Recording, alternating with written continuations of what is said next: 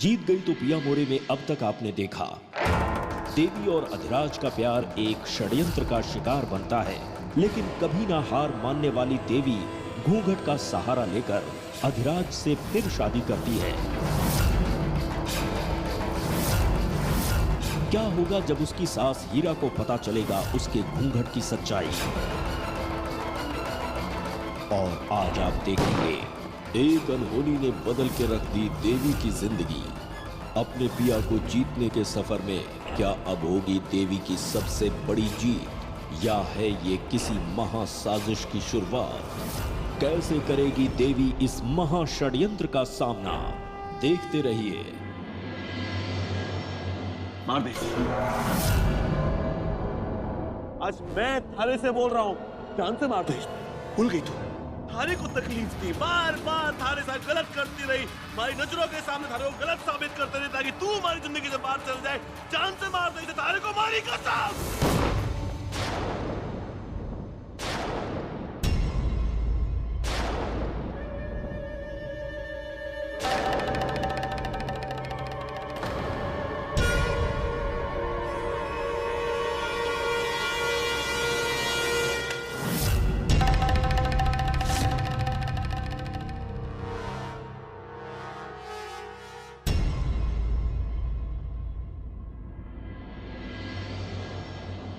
ना, जी मैं कभी ना होने दूंगी। वो देवी का सच लाड़े सर के सामने आए उसके पहले हमारे को केसर बिंदनी को ढूंढना पड़ेगा। हमेशा हमेशा के लिए वो देवी को हटाना पड़ेगा। पर पता ना वो देवी ने केसर बिंदनी को कहाँ छुपाया है।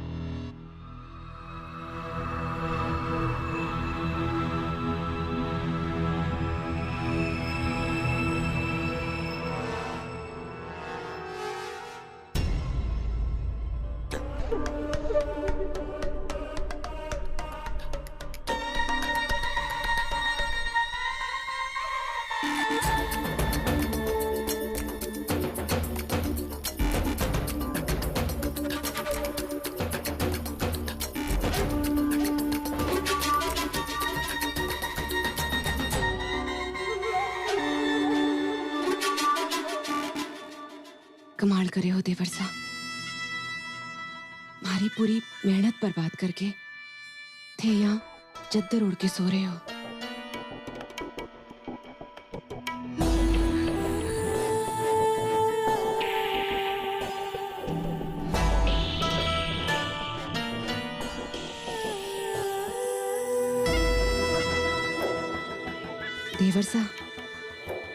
देवर सा उठो, घनी देर हो गई है। उठो देवर सा।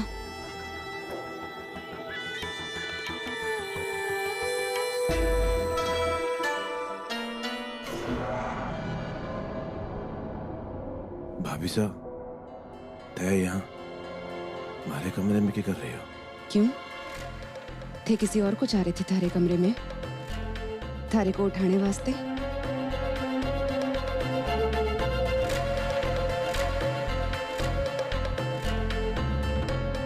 समझ में ना आ रहा? कोई बात ना देवर सा, यो नींबू पानी पी लो, फिर मारी बात आसानी से समझ आ जाएगी।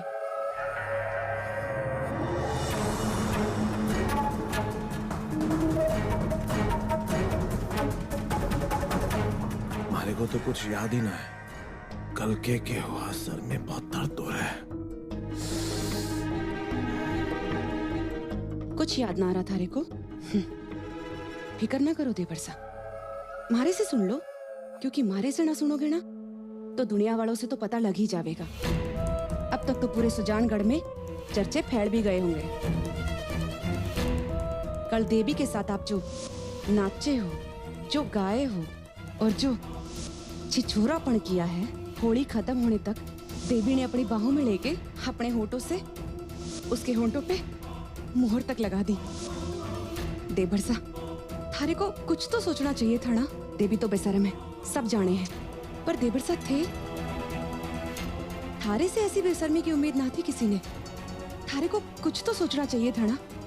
देवी अब पराई छोरी है, पहले राज रजवाड़ों में हुआ करे था 2-2 3-3 पटरानियां रखने का रिवाज, अब बना हो गए है। और देवर सा, अगर कोई आदमी घरवाली और बाहर वाली रखे भी है ना, तो बाहर वाली ने दुनिया से छुपा के रखे हैं, और थे तो सरेआम। हाँ, तुम्हारा तो जी जड़े है थारे को ये सब बताते हुए भी। केसर भाभी साहब वहाँ थी क्या? केसर? देवर सा, पूरे सुजानगढ़ ने देखा है। और वो केसर भी वहां आ गई थी, घूंघट के नीचे से पता नहीं कितनी गंगा जमुना बहाई होगी बेचारी ने। क्या बीता होगा उसके दिल पे? थारी बदनसीब पिंडनी। केसर भाभी साहब से मारे को माफी मांगनी होगी। तू जा भाभी साहब, मारे को तैयार होना है दफ्तर के लिए। हाँ हाँ, हो जाओ थे तैयार, मैं तो जा ही रही थी।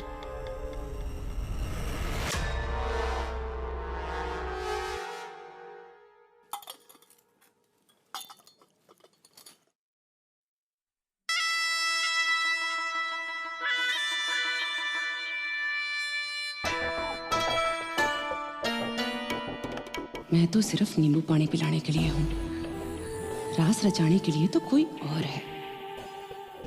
पर एक बार देवी थारे दिमाग से निकल जाए देवर सा, वो मूर्ख केसर को हटा के मैं थारे को अपना बना ही लूंगी। एक मौका दे रही थी मैं आपको अपनी गलतियों को सुधारने का, पर एक बार फिर आपने मुझे धोखा दिया। एक बार फिर आपने मेरे भरोसे को तोड़ा है। बहुत कुछ सह चुकी हूँ, बहुत बर्दाश्त किया है, पर अब नहीं। अब मैं आपको एक भी मौका नहीं दूंगी मुझे धोखा देने का। बस, धोखा देने की बातें धोखा देने वाले लोगों के मुंह से अच्छी ना लगती देवरानी सा। और थारे को देख के तो हमारे मन में सिर्फ एक ही शब्द आवे है, खुदगर्ज।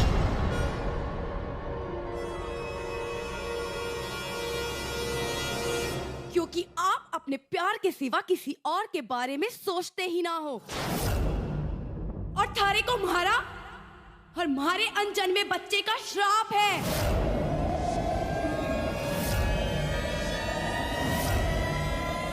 थारे को थारा प्यार जिंदगी भर नसीब ना होगा। कम से कम अपने आने वाले बच्चे को तो अपनी इस घटिया हरकतों का भागीदार मत बनाइए। आपने जो कुछ भी किया, जितनी भी चालें चली, खुद चली है। कुछ किसी के कहने पे, कुछ किसी के बहकावे में आकर, कुछ अपनी घटिया सोच की वजह से।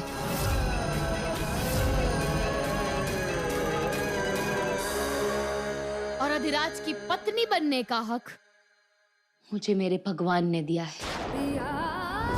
उन्होंने चाहा तो दुनिया में मैं ही उनकी पत्नी कहलाऊंगी, और कोई नहीं। कसम खाती हूँ मैं केसर जेठानी साहब कि आज के बाद अपनी सच्चाई को साबित करने के लिए मैं आपकी मदद कभी नहीं लूंगी। अपना अधिकार पाने के लिए आपके सामने हाथ नहीं फैलाऊंगी।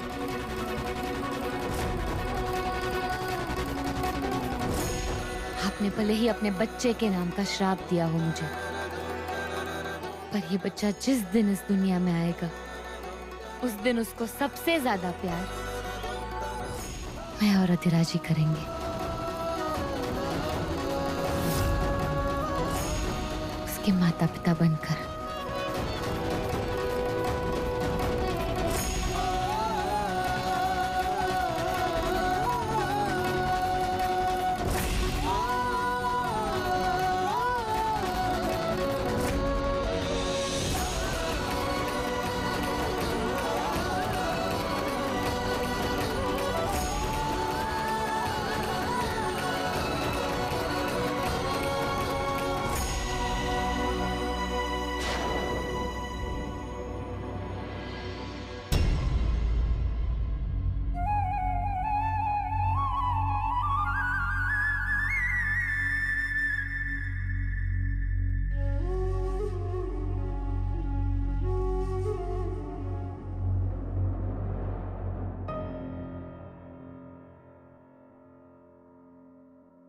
I cannot believe this DC कि केसर भाभी ऐसी हरकत कर सकती है। परसों उनके आंसू इतने सच्चे लग रहे थे कि मैं इमोशनल हो गया था और मुझे लग रहा था कि अब सब कुछ सही हो जाएगा और मैं टाइम से घर चले जाऊंगा।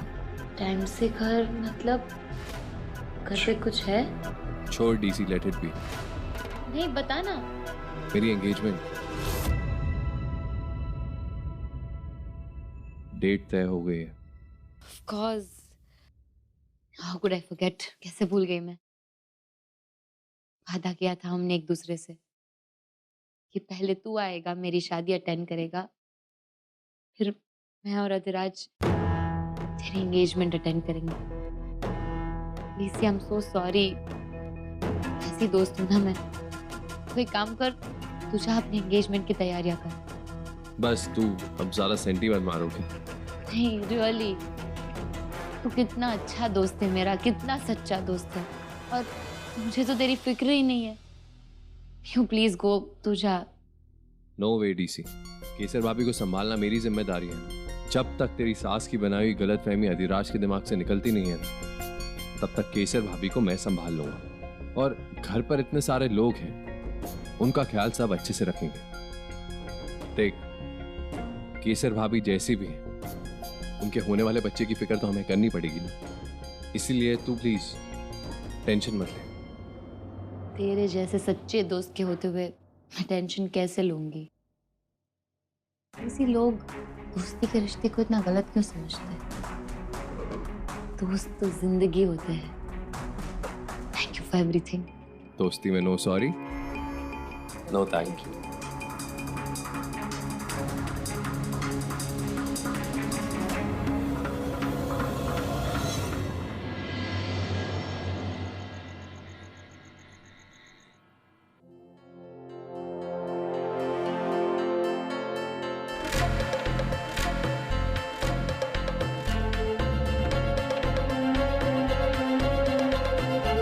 अधिराज ने कमरा ऐसे क्यों सजाया है?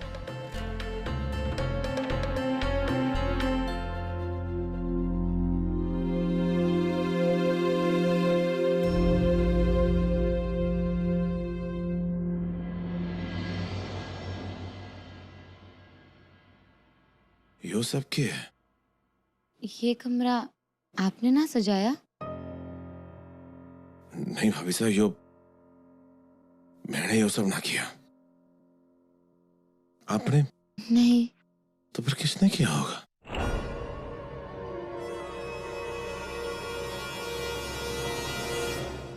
यो सब मैंने किया है देवर साहब।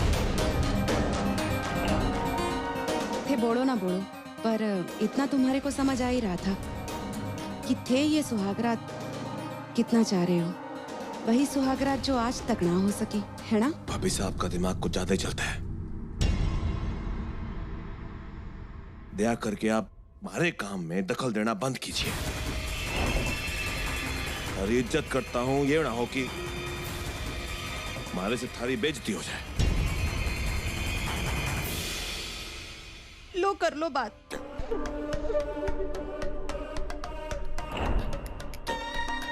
भड़ाई का तो जमाना ही ना है।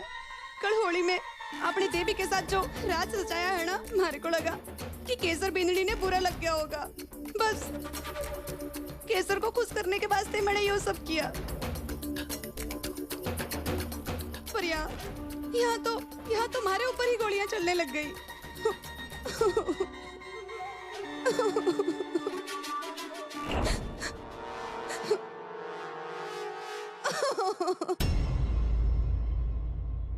माजिसा ने कहा है कि देवरसा के सामने इसका घूंघट खोलना है, और ऐसा हुआ है कि उनके हुक्म का पालन मैंने कभी ना किया हो।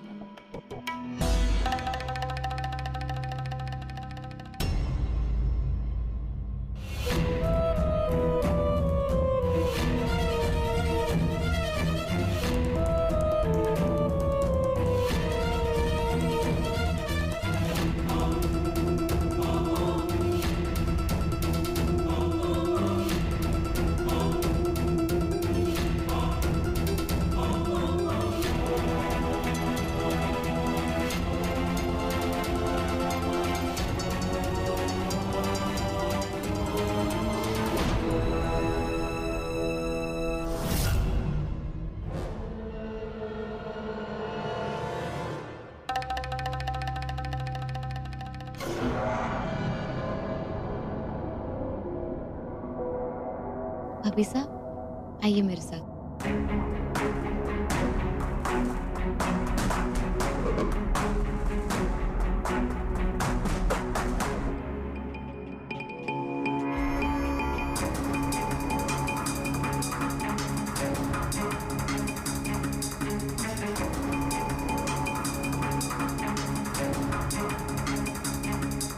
लगता है इन दोनों को शक हो गया है। ये घूंघट का खेल बहुत जल्द खत्म करना होगा।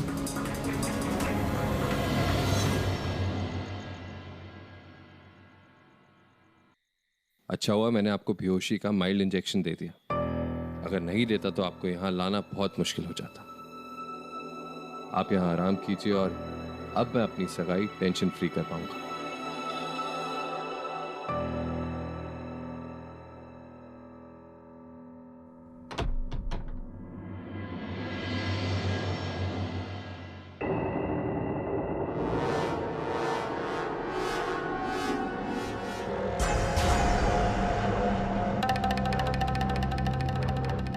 जब तक तेरी सास की बनाई हुई गलतफहमी अधिराज के दिमाग से निकलती नहीं है, तब तक केसर भाभी को मैं संभाल लूंगा। बड़ी कच्ची गोलियां खेली है तुम दोनों ने।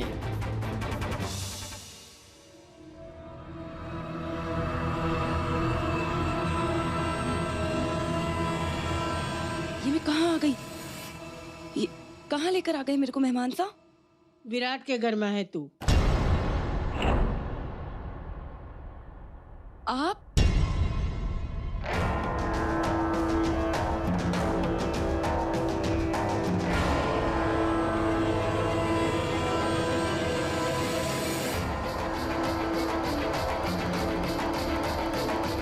तू हीरा सा की लाडली बिंदनी है। एक बार साया भी अंधेरे में साथ छोड़ देवे है, पर मैं तारा साथ कभी ना छोड़ूंगी। चाहे कोई तारे साथ हो या न हो, और हीरा रजावत हमेशा तारे साथ रहेगी।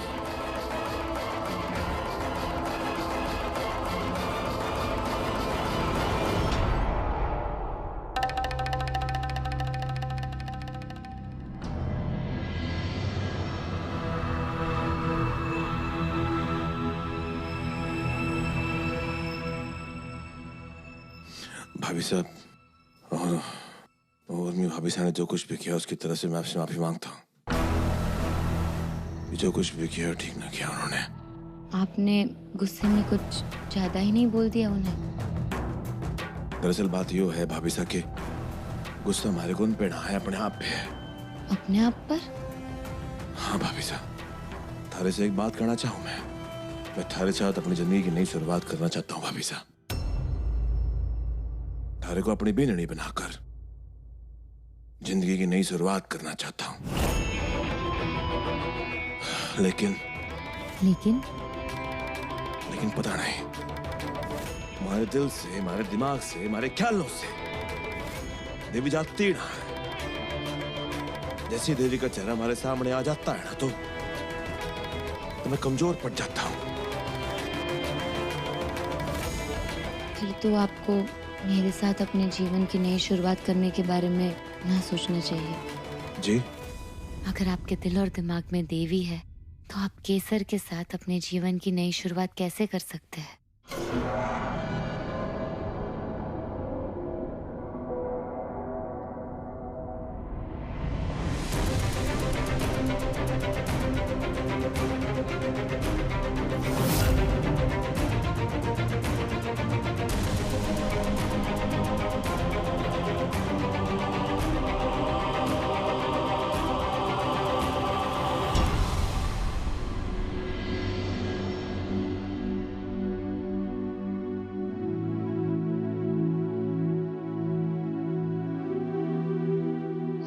नफरत में छिपा आपका प्यार है अधिराज, जो आपको केसर जेठानीसा के साथ अपने जीवन की नई शुरुआत करने से रोक रहा है। और यही प्यार मेरी ताकत बनेगा। इसी प्यार के बलबूते पर हर जंग को जीतूंगी, अपने हर दुश्मन के खिलाफ। वो चौहान की छोरी ने बहुत बड़ा धोखा किया हमारे साथ।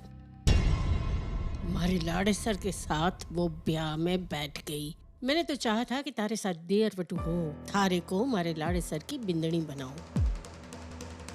ताकि तारे आने वाले बच्चे को मारे लाड़े सर का नाम मिले। पर थारा यो सुख वो छोरी देख न सकी।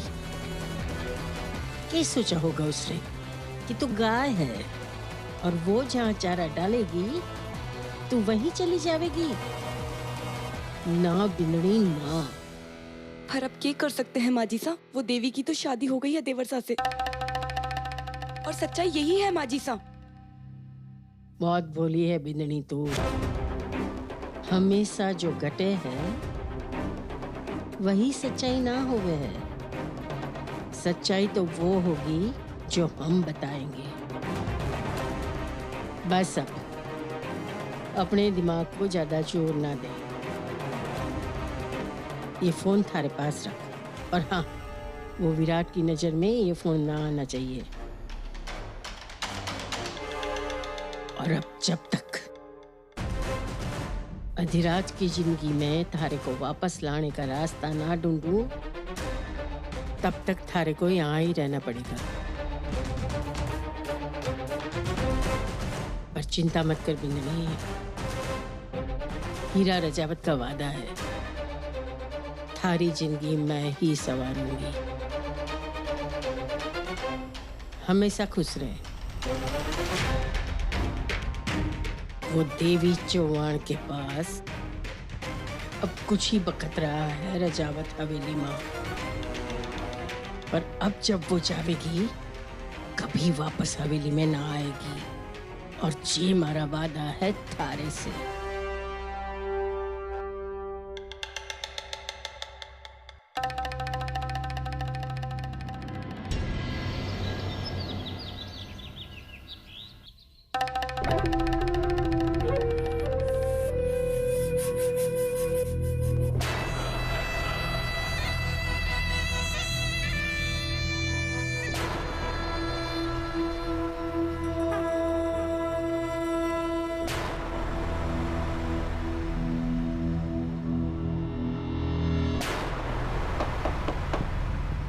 अधिराज जी के लिए कुरियर आया है।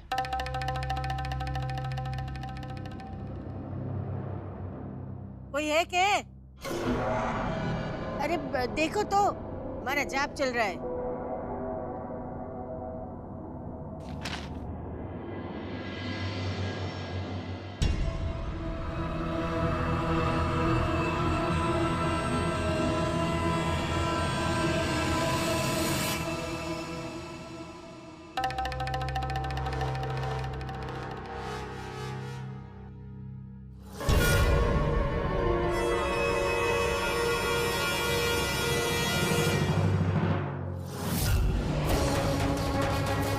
देवी और विराट की शादी का कार्ड।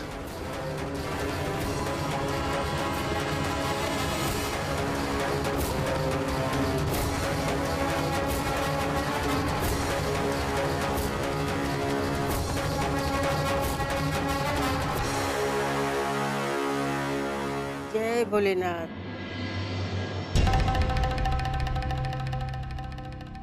क्या हुआ लाड़ी सर? किसकी चिट्ठी फाड़ दी तूने? अरे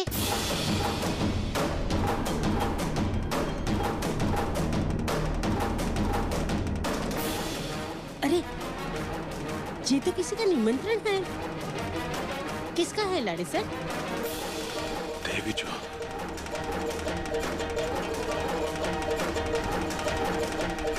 लाड़ी सर बताना किससे ब्याह कर रही है वो? तू क्या बताएगा? वही होगा उसका वो सैरी दोस्त ब्याह करने जा रही है, और थारा गांव हरा करने के लिए थारे को आमंत्रण भी दे दिया।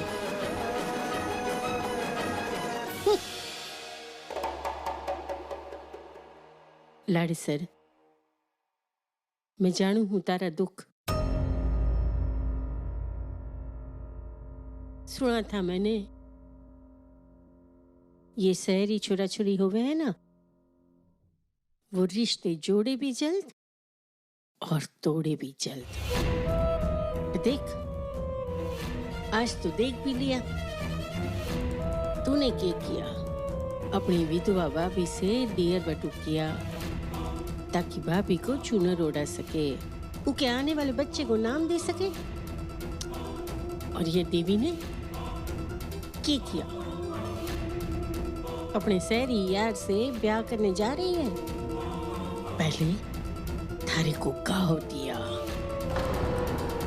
फिर उसे खुरेदा और मुंह में नमक भी डाला। असल स्त्रीया चरित्र दिखाया वो देवी ने। मैंने तो सोचा भी नहीं था कि देवी ऐसी निकलेगी। अब ऐसी देवी से कौन मलम की आशा कर सके है?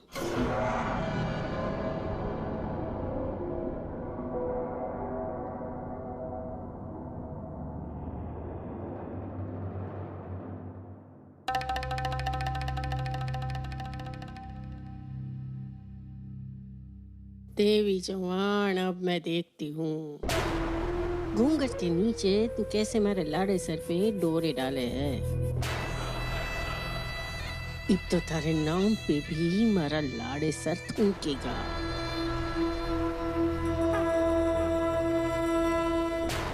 देवी जवान।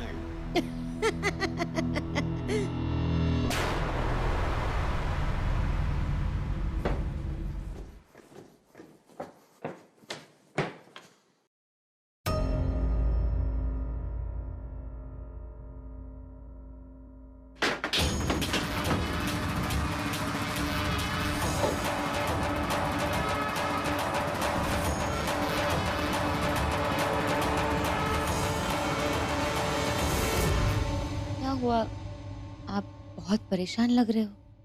देवी वो शहरी छोरे विराट के साथ ब्याह करने जा रही है। क्या? यतिराज क्या बोल रहे हैं?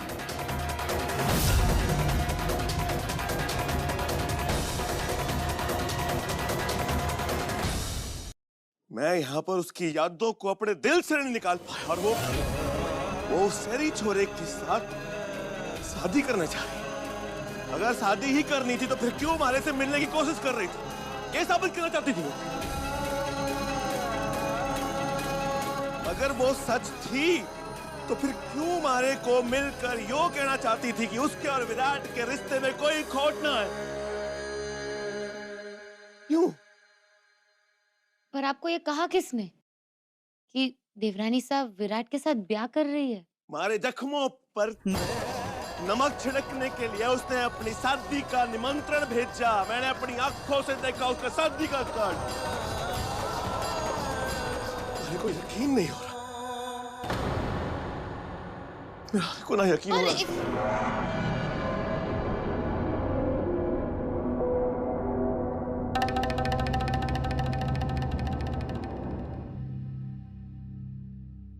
कटे जा रही थी छोरी? वो माँ जी साहब, मैं रुक।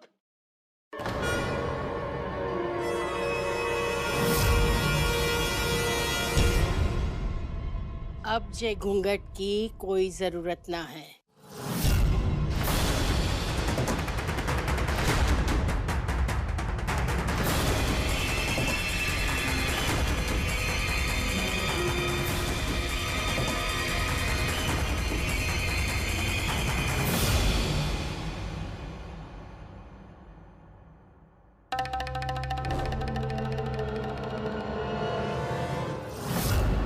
देवी चौहान,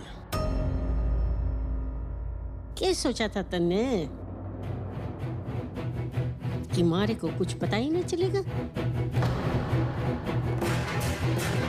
तूने अपनी चाल चल के कपट करके मारे लाड़े सर से ब्याह तो कर लिया, पर जी सच सिर्फ और सिर्फ तू जाने हैं। क्या करेगी ऐसे सच का? अचार डालेगी? तूने मारे से छुपा के बहुत कुछ किया, चाल चली, पर देख मैंने क्या किया, बस लाड़े सर के दिमाग में सक्का ऐसा बीज बोया जिसे काटना थारे बस में ना है। छोरी, अब थारे को जे करना है वो कर, पर मारा लाड़े सर थारी शकल देख के थारे को गोली से मार ना डाले ना, तुम्हारा नाम हीरा रजावत नहीं। बात करे है